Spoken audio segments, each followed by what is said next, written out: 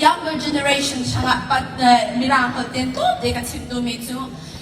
if you have ever asked the history, who are the one, who are the strongest, who are the fastest? As Singapore founder Mr. Lee said, the Singapore country used to be just a wasteland for Malaysia.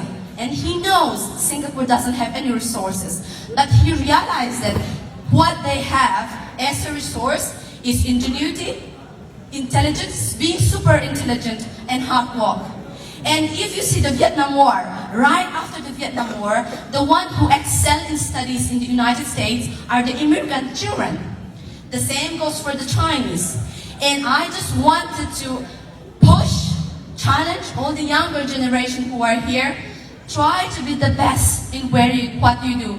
Try to become the scientist and also penetrate into your community. Try to be Senate, be the Congress member, so that the people of the hard-working parents, a lot of us here, they work in factory, long hours. However, the second generation, you got to get to the best schools.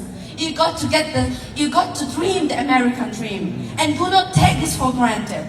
Take all the opportunity you have so that you can champion in what you do. Maybe you don't go out and take the gun and fight to become our independence, but you can do so using your pen. So I encourage all the younger generation, the second generations of this Indianapolis, of the Chin people, to try to be the best you can. And if you wanted to come, try to get into the Ivy League, try to come to Oxford University, because I'm based in Oxford, and whoever needs application, please come contact me. So that in the next generation, in the next 5 to 10 years, you can be in the power. And once you become in the power, if you have a good intention,